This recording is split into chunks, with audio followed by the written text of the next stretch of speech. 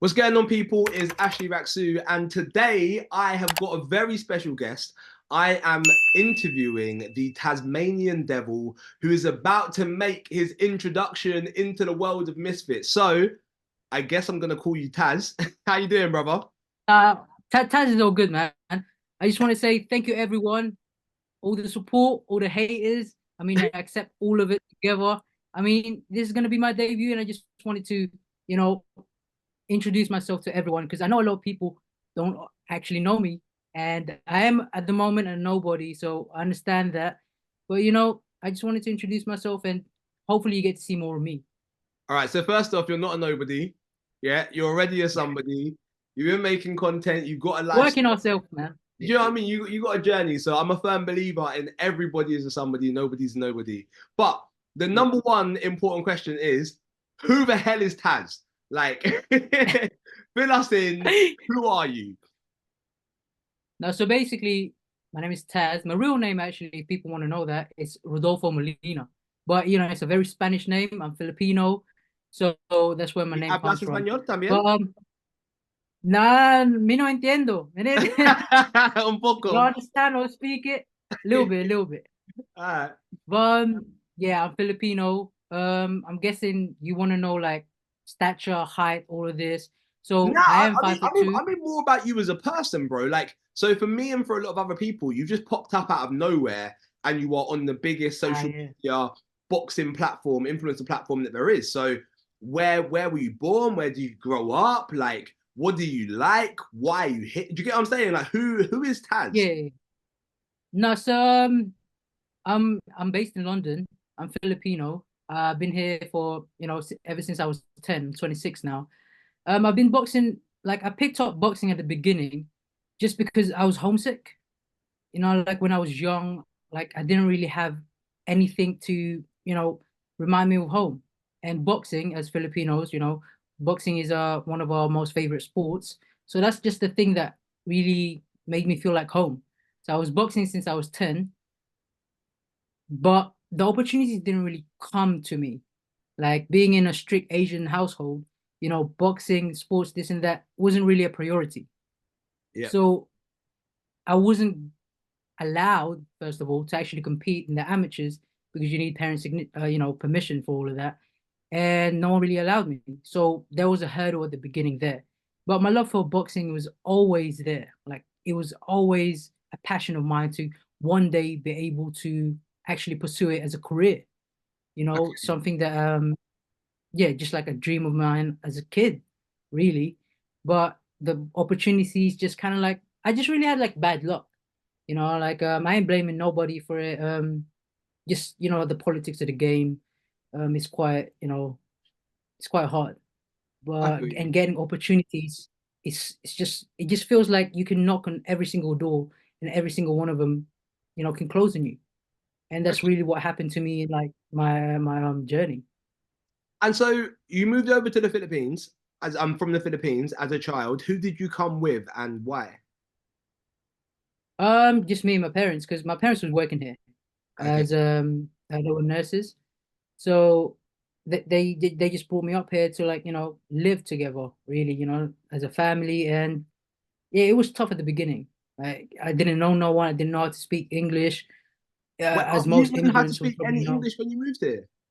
No, not even just a yes or no, man. Just Wow. So no, how nothing at all. how does that work then? So you end up going to school. Like, do you remember what those initial interactions were like? How did you find it? How do you feel? Yeah, actually, it's quite funny because as a gift here or as a bribe, my mother got me a laptop. So in that laptop, I would actually all day I'll be watching like boxing videos. And I learned, Nassim, the Prince, that's all I'll be watching. YouTube back in the days. And I stumbled across this guy called Muhammad Ali. And I was just astounded. I was like, this guy's amazing. I've never met anyone or seen anyone do such amazing things, or the way he speaks as well. So I actually learned English from watching Muhammad Ali videos. That's why when you hear my accent, it's kind of weird. It's not just fully British, albeit it may be that because I've been here for a long time, but there's also a hint of like, Ali, like that type of English. I don't know I don't know what accent that is, but that's the type of thing that like, because flow like a butterfly, sting like a bee. Ah, rumble, young man, rumble. That's the type of thing like it's like got stuck into my head from a young age. Okay. So that's literally how I started, learning English a little bit more. My vocabulary is of the greatest. And so has any of that Muhammad Ali bravado rubbed off on you? And will you be carrying some of that swagger yourself going forward in your boxing career, in press conferences? As a fighter, my personality is naturally more like Manny Pacquiao, right? I'm just a introverted guy, but I understand the business and the nature of it. And I feel like it's a skill, Ali wasn't like that at the beginning, but he had to promote himself. Yeah, So he had to learn the skills of promoting himself, and the way he done it was through his, poetic beauty of his words. So I can also, navigate through that and build upon that. But but I will never really create a different type of persona for myself. I am who I am, genuinely who I am. Outside of the ring, I'm the nicest guy. I have peace, I'm positive, but inside the ring, I bring war.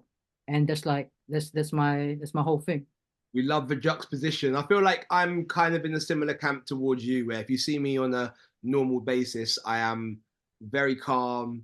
I'm always smiling, but you get me in a ring, and I do kind of like being punched in the face. It's just I don't know what it is, but I know what you mean, right? It's like lights just turn on. It's just like war. And I know exactly what literally. you mean. Well, before we dive too deeply into the boxing, obviously Misfits is a crossover between boxing and also influencers, right? People that make content. Yeah. So what is the content that you make? I have watched some of it myself beforehand, which made me even more intrigued to speak to you. But can you tell the audience like what do you make? Appreciate that. Yeah, what's your content? So basically, like I really have only two main ones. I only started Twitter really just by like my management team just advised me to, get on it and start it. But my main one was Instagram, and I've had that since the beginning of my boxing journey, which really took off in around 2016. I didn't really start anything before that. So around 2016, that's when my boxing journey started. And Instagram, just filming a few videos and people liked it around that time. And the content I create is boxing videos, training, motivational, just trying to inspire people, even from the get-go, like at the beginning of my, So I was going to my say, journey.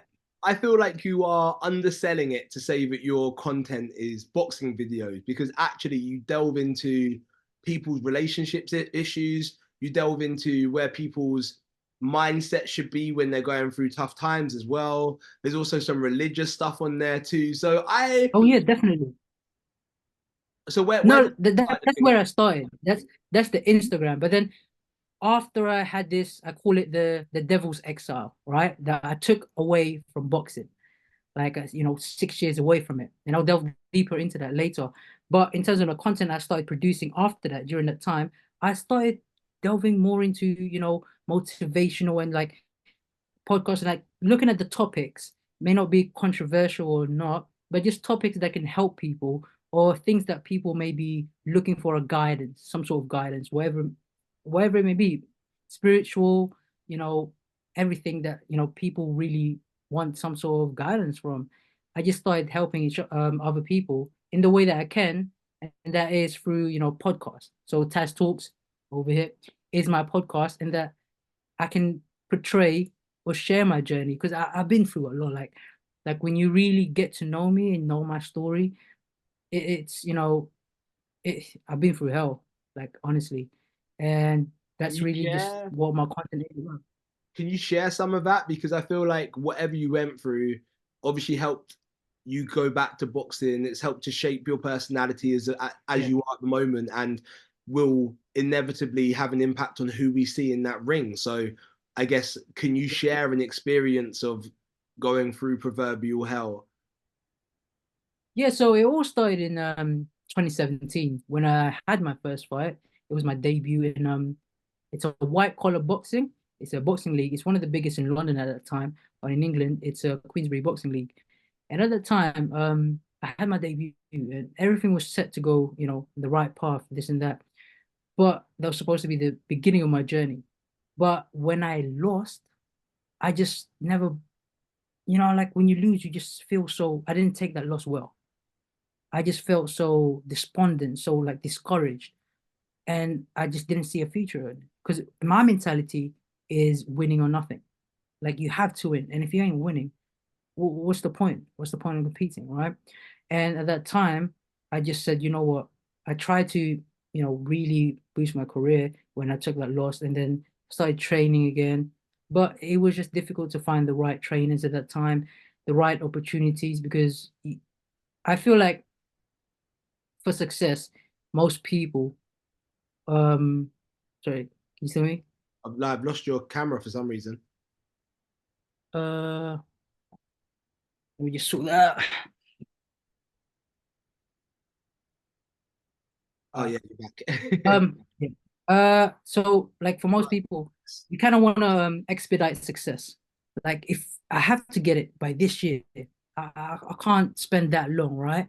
So that was my mentality at the beginning. I was immature, I was naive, like I didn't really understood patience. Like because with me, I train hard, and whatever I want to achieve, I want to achieve it as quickly as possible, as long as I put my all and my 100% into it. But I didn't really quite understand that life and success didn't really work like that. Yeah, for sure. So when I got impatient, and you know what? You get frustrated, and that loss just looms in your head. Like you've lost a fight, and like you're a bum, you ain't nothing. And it's just like, you know what? There's other ways, and then mentally, voices starts creeping into your head, like you ain't good enough. You ain't this, you ain't that. And then like I listened to it. So eventually in 2017, I quit myself. I tried to do other things, working 9 to 5, the typical thing of just survival, really. And I just hated my life ever since then. So 2017, 2018, 19, 20, 21, 22, all the way up to 23, really. I've done nothing. Like I just essentially died. And it was just the darkest period of my life. Like I was severely depressed for 6 years, had nothing. Like I wasn't working. I was just staying in, like I stayed in my house, didn't go out, do nothing for 623 days at one point. And it 620 was just days in your house. 623 days. Yeah, and the only way I tracked it, I wasn't keeping count, is because I used to have those like, those tracker apps of like Yeah. where you are, this and that, and it tells the location at a specific time. And I didn't even notice it because I would sleep at night and I'd wake up at night. Like I didn't have a normal pattern. I would just everything was consumed by darkness. My mind was dark. When I wake up, my room is dark. Like I wouldn't even wake up till night, and then I would sleep like at night in the darkness. And I remember during those times, I was just like, man, this is hell. Like, could I ever get back out? Could I ever even achieve my dreams? Or could I even get to see me like in the best way that I am? Because at that time, I love food, so I also gained weight. Mm. I just thought that if you because that's what I thought love was, like self-love, like giving or Indulging. giving yourself cravings. Yeah. Yeah, so exactly. So I just thought that if I am kind to myself, if I give myself the food, if I, comfort eating, I thought that I'll feel better.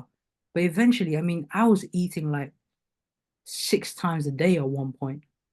Like I was just the only thing that can go into my mind was eat, feel happy, and then after that get sad again, and then try to eat something and then feel happier and then get sad again. So it was just like in a constant cycle, just I couldn't get up. Taz, who were you living with at this point in time? At the moment, I'm living with my parents. No, but So during these 2 years when you never left your house, yeah, that's it. Just my parents. Like they were the ones that was sorry, is that? I was gonna say, how did they interact with you? Um, how did they respond to what you were going through and you never leaving the house? Because that's quite a dramatic circumstance, like to see your child Oh just not leaving the home yeah. for a year and a half is a lot.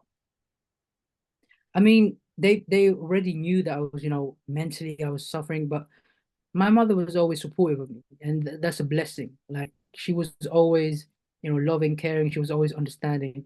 The ones that I really struggled with was with my dad. Like he was, traditional type of father, really. That was just like toughen you. So he's like, get a job, do this. Like, what are you doing with your life? The typical things that you would, like, understandably so, you would. But mentally, I it was tough because I wanted to do something, but I just didn't have the heart to do anything. It's a weird situation where I wanted to get up, but there was so much things pulling me, like mentally, and there was just it felt so heavy at that time. That's depression, right? It's sometimes even when Yeah, we have the best will in the world to do something, and even when we're motivated to do it, we feel like we just can't. And it's a scary place to be, but it's a place that a lot of us will experience. So and I never thought I would experience that, to be honest, because mm, I've always been a positive guy and I've always been mentally strong. that's I the was thing like, we this never can't do. hit. I recently there's somebody that I knew passed away, and they actually took their own life. And again, on the surface, was Sorry a to hear really that, man. happy and smiley person, and you just would never have thought that he was suffering to that extent. He had two kids, a good job, always smiling, but you just don't know what depression looks like. And so I guess Yeah. this is where the inspirational part comes. How did you manage to pull yourself out of that? Because that was a deep hole. So what Oh, pulled it you was back it was to tough, sunlight? man. And I actually it was tough because I gained I went up to 105 kg at my highest. How tall are And you? I'm 5'2". I'm 5'2". Wow. So that's like morbidly obese. Wow. That was, I mean, I'll be putting out the pictures out there, but it was tough, man. It was tough. You were I eating good, remember bro. it's that Filipino food, man. I'm telling you, bro. But all of that really like this journey that I've been taking of self-improvement and trying to achieve my dreams How did actually that start? started Okay, cool. like ironically it was actually literally a year ago, before like a year ago exactly, in the 5th of February, when my poster was announced today. So a year ago, like my grandfather um got ill and passed away of just old age, and yeah, it just it just happens. Sorry, brother. And it's all right, man. It just happened, things like that. And he always believed in me. And I remember I haven't spoken to him in a long time because, when you get depressed, you just want to block everything out, right? Even the people you care for, right? And like on my last call, like I haven't spoken to him in years. And we spoke just like a week before he passed away. And he was just saying that, like, how great I am and like should follow your dreams, like accomplish great things. And he always believed in me, even from a young age. And he said, you go on to accomplish great things. And even though he didn't really understood my situation, like for me, like it meant a lot. Like it touched my heart. Because at that time I was still in that situation. Yeah. I was still a bum. And I He gave define you a some being a hope. bum. Not what's that? He gave you some hope. Yeah, exactly. And at that time, I was still a bum. And my definition of a bum is not someone who's broke, this and that. But a bum is someone who refuses to get up. A bum is someone who just stays down. Mm. That's what a bum is to me. And at that time, I had no fight in me. Like I just lost all the hope. And he gave me that hope. And then when he passed away, I said, you know what? Like that was literally the fire that rekindled everything. And that was on the 5th of February, literally a year before my fight is announced. And I just couldn't really, like I said, you know what, whatever happens, win, lose, draw, whatever it may be. Bear in mind, I was still, at this time I was 92 kg now. Yeah. So like, that's where I started. I started training again. Like I was fat, I still had long hair, because I didn't cut my hair for like years, like 3 years or something. So it was like proper long. And I just literally started training, getting my life together, being positive more and just getting back up. And that's literally what the rise came. Like, when I started training, started working again, started going out, focusing on myself in self-improvement and development. And literally everything changed, man. My life changed within just a space of 1 year. So I'm gonna ask Everything. you now, before moving on to the boxing, if there's anybody who's watching this and they are depressed at the moment and they are struggling to get out of bed, they are struggling to find the motivation to turn their circumstances around, what is one bit of advice you'd have for that person? Do you know what? I feel like a lot of the things is just obviously depression is a battle of the mind, right? Just don't think.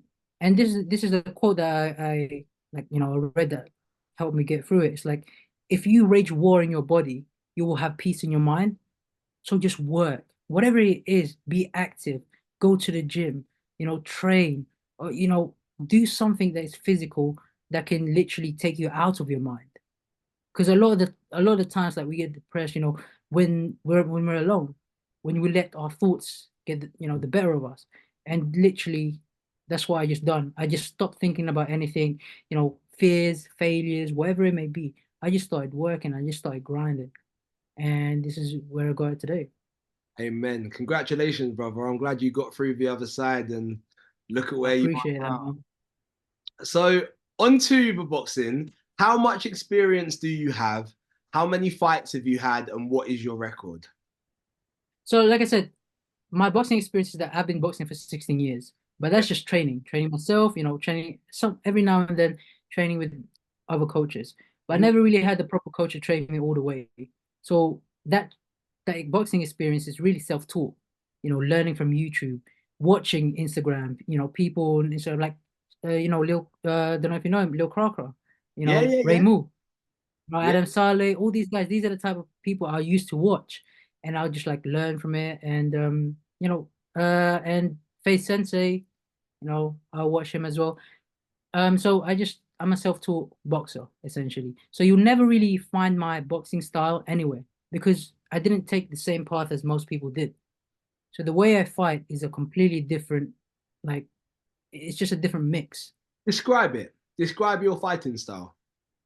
So if you could have a mixture, really, because I'm small, like Manny Pacquiao will be my number one Yeah. because he's always been my inspiration. He's my hero. That's the way I fight. The Manny Filipino goat. Pacquiao, that's it, man.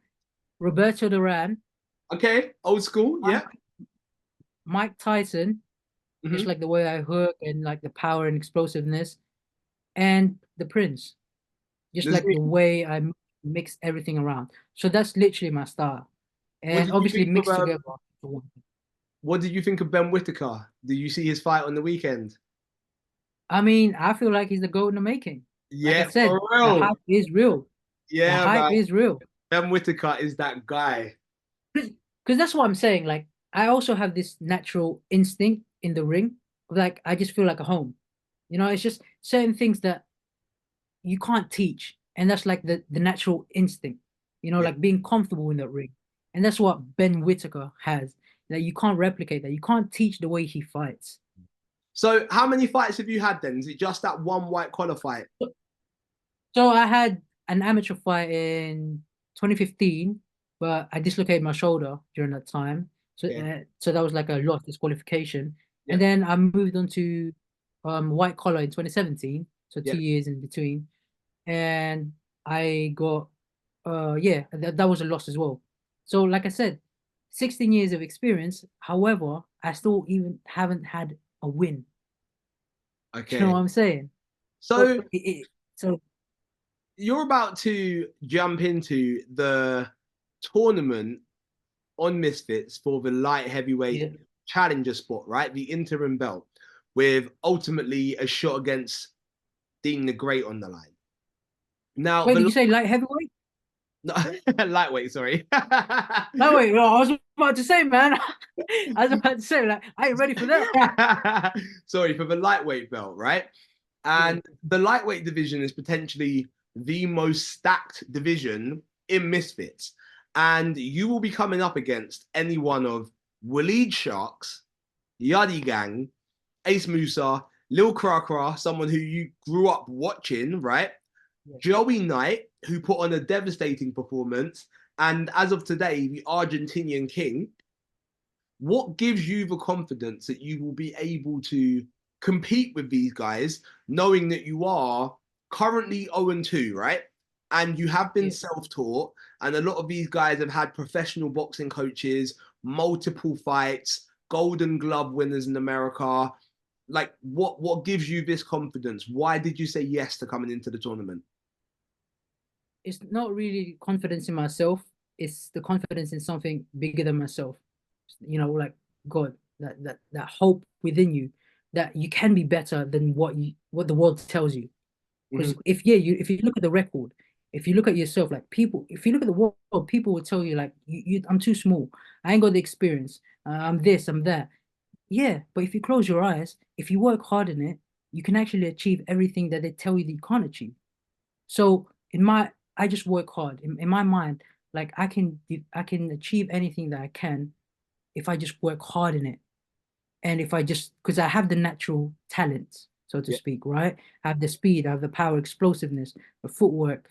I just need to implement that in a way that I can be victorious in the ring and I can be, I can get the wins under under my belt.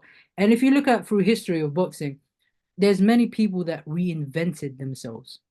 Like if I don't know if you've watched the movie The Fighter, Hmm. Mickey Ward. So Mickey Ward was essentially in a losing streak, but he reinvented himself, right? Vinny Paciencia as well, the Tasmanian Devil. He reinvented himself after a long losing streak as well to become something greater and win eventually the middleweight championship belt. So that's the way I'm looking at this. Like I may not be the best, but I can and offer something that is like a Rocky story, right? I am the dark horse of it Hmm. because everyone's expecting me to lose. Everyone's, he's too small. He ain't got the experience. But in my mind, that ain't it. I don't think like that. I'm going in there. At the end of the day, when I'm in that ring, you have two hands, I have two hands. And the target is your head, your body, whatever it may be. And I ain't falling. Ah, So I have respect for every single one of these competitions that I have. Joey Knight, I know from the same league. He was a champion there. Technically he's a great fighter. You know, Lil Krakra, Remu, Adam Sali if he's gonna be fighting, so let me and ask Waleed you. Shah. Let me ask you. Of all of these fighters, if you could pick, who would you want in round one of the tournament and Well, why? I would say round round one or the guy that I want to fight the most. Like just who, round one of the tournament, if you could pick, who would you want that to be? First name out of the hat. Well, I mean, like I said, I have no disrespect for any of these guys, but I would want to pick Waleed Sharks because he is the number one contender, and Hmm. he's the one that I've been watching for a long time, and I believe it'll be a great fight, and that's the one I want for my first one. But And I understand, you can't you can't get too greedy, and there's an order for this. I understand that if I'm at the back of the line, I'll fight whoever it is.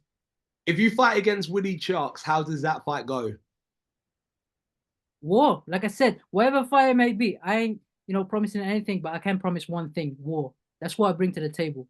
That's my fighting style. That's my spirit, and it'll be the battle. Like I said, we don't really have exciting fights in Misfits, right? A lot of the times, you don't get to see war in, the big fights.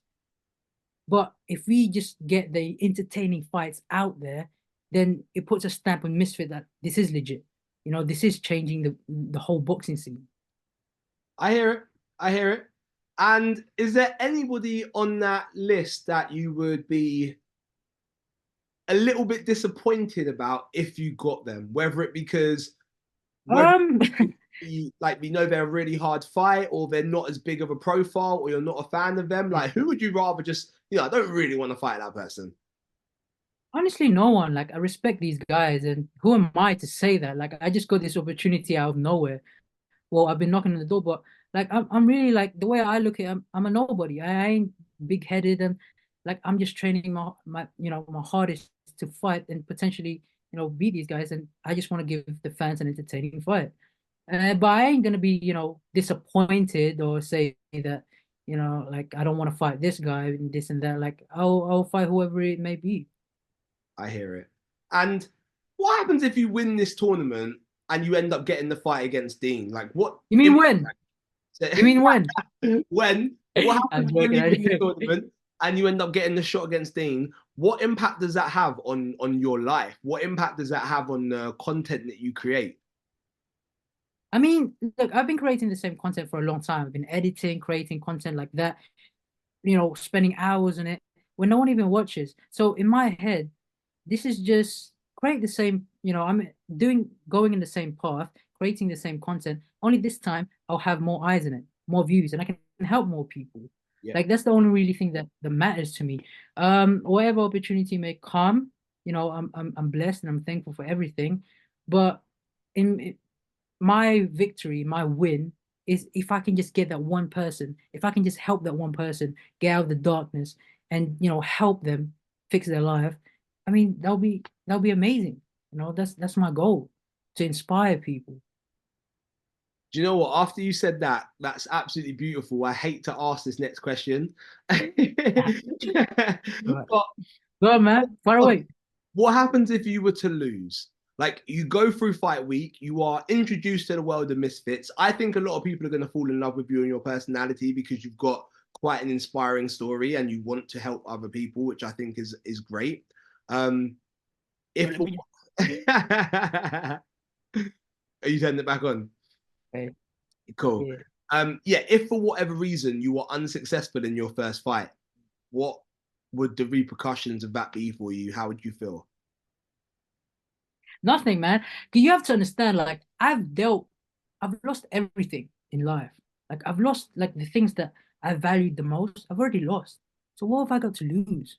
And that's what makes me dangerous. I don't care about losing anything. Failure, what I've understood, is just a stepping stone to success. And the success isn't really winning. Success is growth. As long as we grow as people, as Yeah, long as, spiritually, mentally, we improve and become better people than we were yesterday, then that's success itself. So I don't look at like winning, losing. It's just the next step. And that's what I've promised myself at the beginning. Like whatever happens, win, lose, or draw, like just keep on moving. keep on growing. So if I win, I'm not gonna hold my head up high. If I lose, I'm not gonna keep my head down. I'm just gonna look onto the next step. And that's my motto and that's where I'm going. Love that.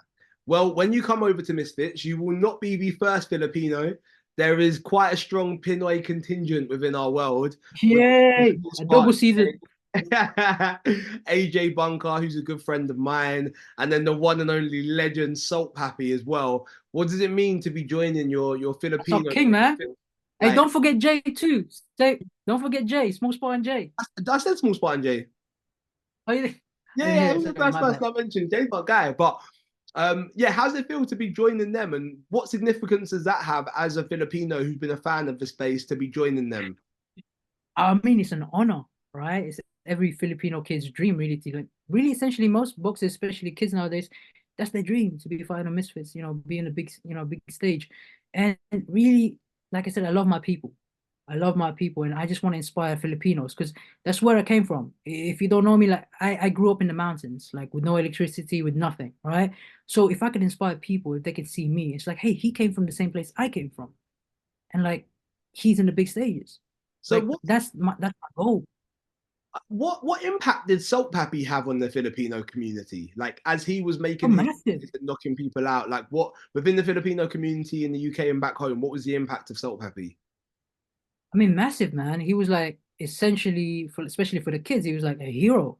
And when you see his stories when he goes back to the Philippines, that's what he's treated at, right? Because he brought back the name. So after Manny Pacquiao, we didn't really have anyone, right? We didn't really have anyone to cling onto like in the bigger stage, especially in boxing. So when Sopa became, kind of just like took the world by surprise, and it was like, hey, wait a minute, he's Filipino. So everyone was like, hey, we have someone to back again, and Yeah, it was just entertaining. Just I would just love to bring that same type of excitement to my people. You yeah, know, that's why also I don't want to be fighting Small Spot and Jay. Like we're in the same weight division, but I don't want to cut my own blood, so to speak. I yeah. just want him to, my dream would be like all Filipinos rise, so Papi, me, AJ Bronco, like all of this, like to be at the top, and that's my goal. I feel you, brother. And so, Misfits, the world of influencers. Are you a KSI fan? Are you a Sidemen fan? Whose content do you gravitate towards? Who's in this world? To be honest, I watch like things every now and then, but my mind's like solely focused on boxing. But there are a few guys that I watch. Like I am a KSI fan as well, but really, weight concept, you Yeah. know, those type of things, and just um Fred as well. Fred talks. So like I just stick to like the boxing side of it, Okay. really. But I respect all these guys, and yeah, can't wait to actually be seeing these guys. What is your favorite fight that's ever happened on Misfits? I would actually say Waleed Sharks versus Dean the Great too. Yeah, that And I was have great respect for Dean the Great because he's a great fighter, technically speaking, fast, you dig. explosive as well. You dig? That's what I'm saying.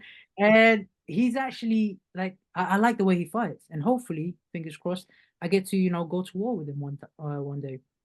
Amen. So But yeah, I would say that's the most entertaining one. I've got three more questions for you. We've only got Yeah, of two and course, a half man. minutes left of this as well. Question number one: how did you get to Misfits? How did you get in contact with Mams? What was the route to you ending up here? So every single time I've been, posting up boxing videos, I always tag Maps and try to contact Wade, like just kept him like pestering essentially Mams and just like, like, hey, put me on. And he gave me the opportunity like after like a year or so. We love But that. yeah, I've just been, trying to like really knocking on the door. What you gotta lose? Yeah. You really don't have anything to lose. And then what would you say? What would your message be to the people? Because I've seen a couple of them on Twitter who have been like, oh, what is he doing here? So for anyone who doesn't believe that Taz belongs on Misfits, what would your message be to them? I mean, I ain't got nothing but love to you, man. I do understand your frustration. You want someone that's more famous. Unfortunately, I don't bring you that. But I promise you, at the end of this, when this is finished, I will be one of the biggest stars in Misfits. Amen. And then the final question is, if you are successful, when you are successful in this tournament, That's it.